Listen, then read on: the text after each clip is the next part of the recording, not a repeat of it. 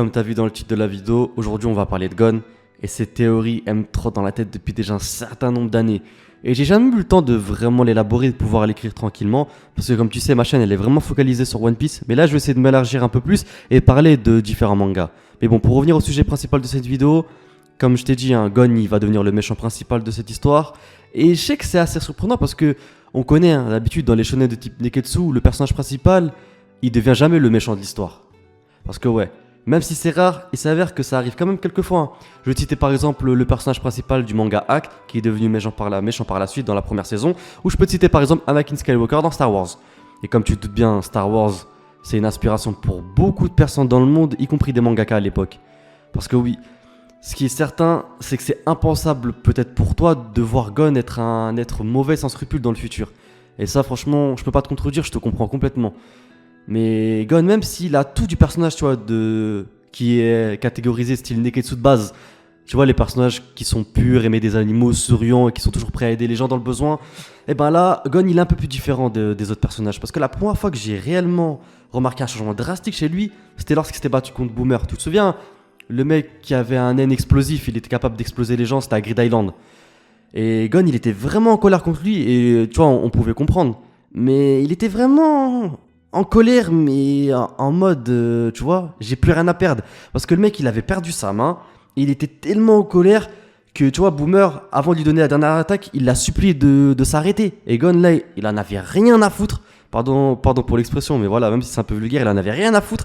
Il lui a quand même mis le coup final, tu vois. Tout ça pour dire qu'il avait même pas du tout de pitié. En fait, Gon, le problème, c'est quoi? C'est que quand il est en colère, il n'arrive pas à gérer ses émotions. Mais ce qui m'a conforté dans cette théorie, c'est vraiment la similarité qu'il possède avec Anakin Skywalker. Parce que oui, tout comme lui, bah Gon, il n'arrive pas à accepter la mort des personnes qui l'entourent. La preuve avec Kaito, tu te souviens? Il était tellement en colère contre Kaito que c'est devenu un autre personnage dans l'arc Kimarance, tu vois. Franchement, j'ai pas du tout reconnu Gon. Il a même été capable d'être odieux avec Killua, et ça, c'était quelque chose d'assez rare qu'il faut souligner quand même. Alors oui, je sais, tu vas me dire c'est normal qu'il soit comme ça, parce que vu ce qui lui est arrivé, n'importe qui aurait réagi de la même manière. Ouais, ça je te l'accorde, mais quand même, le mec il a décidé de prendre en otage Komugi, tu vois, il en avait rien à foutre de ce personnage, il était prêt même à la tuer si ça lui permettait de réaliser sa vengeance. Il s'en foutait, alors que le Gon qu'on connaît d'habitude, il a toujours de la pitié pour les gens, il aide toujours les gens. Là il en avait rien à foutre, il en avait vraiment rien à foutre, tout ce qu'il voulait c'était d'être Pito. Et donc j'ai commencé à me poser vraiment des questions sur lui, parce que je me suis dit quand même c'est bizarre, ok, t'es en colère et tout, mais tu vois, il y a une innocente, elle a rien à voir dans l'histoire. Et ben lui, il s'en foutait, il était prêt à la prendre en otage, il était même prêt à la tuer si ça lui permettait de se battre contre Kaito. D'ailleurs, elle, une des seules raisons qui l'a poussé à laisser Komugi tranquille, c'est parce que Pito, elle avait dit qu'elle allait soigner Kaito, c'est tout, c'est tout. Et je sais pas si tu te rends compte, on dirait, tu sais, un méchant, on dirait pas un personnage gentil, on dirait pas un personnage principal de Neketsu.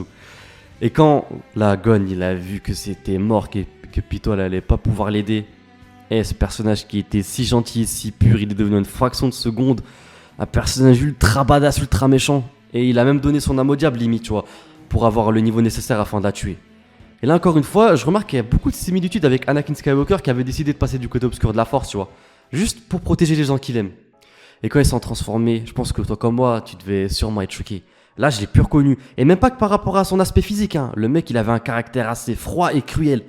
Et franchement, il m'avait vraiment choqué parce que même quand Pito, elle était morte, parce qu'il avait mis un coup de poing, elle était morte, tu vois, après ce coup de poing. Mais le mec, il était à côté d'elle, il a continué à lui mettre des patates, il enchaînait alors qu'elle était morte. Il continue, il avait plein de sang sur lui, c'était vraiment glauque. D'ailleurs, le mec, il a pas hésité à se laisser trancher le bras afin de la trancher avec. Et franchement, c'est glauque de fou, on aurait dit un manga horreur à ce moment-là. C'est pour ça que je pense que Gon, il a vraiment un souci avec l'acceptation de la mort des gens qui l'entourent. Alors après, te méprends pas, il a un bon fond, c'est un personnage gentil de base, mais c'est justement parce qu'il est trop gentil que paradoxalement, c'est ça qui va le détruire dans le futur. Encore une fois, comme Anakin Skywalker. Et imagine juste un truc. T'as vu la réaction qu'il a eue avec Kaito quand il est mort? Imagine juste si quelqu'un tue sa mère adoptive Mito. Et là, je préfère même pas y penser. Il va devenir fou, mais vraiment fou. Et je pense que ça va se passer comme ça dans le futur. Hisoka, il va chercher par tous les moyens d'affronter Gon au maximum de son potentiel. Et donc, il va décider sans scrupule de tuer sa tante afin de faire de Gon un personnage ultra puissant, mais surtout complètement dénué de sentiments. Et d'ailleurs, c'est complètement cohérent avec la caractère d'Hisoka d'agir de la sorte. Je pense que tu peux pas me contredire. Et vu que Gon, suite à son combat face Pito, il a perdu son haine, Gon il va sûrement passer à un autre type de pacte qui en échange de son humanité va sûrement le rendre ultra puissant. Et donc, Après avoir effronté Hisoka, il aura enfin réalisé sa vengeance, mais il sera devenu un être complètement dénué de sentiments. Et pour l'arrêter, il n'y aura qu'une personne qui pourra le faire. Après une sorte d'ellipse, Killua il va se confronter à Gon et il y aura un combat final un peu dans le style de Anakin Skywalker et Obi-Wan Kenobi. Tu te souviens quand Obi-Wan il essayait de ramener Anakin du bon côté de la force, et ben là ça va être un peu de la même chose. Sauf que cette fois-ci, ce sera plutôt Killua qui va essayer de ramener Gon du bon côté plutôt que l'inverse. Et je pense qu'à partir de là, ce sera vraiment un moment assez touchant et surtout où la boucle sera bouclée. En plus, pris dans sa folie, je vois vraiment Gon réagir de la même manière que Meruem quand il essaie de trier les bons humains des mauvais humains en les exterminant. Je vois bien Gon réagir de la sorte. En plus, franchement, si les deux s'affrontent, je pense que ce serait un combat vraiment épique parce que depuis déjà le début du manga, on a toujours attendu un combat Gon vs Killua.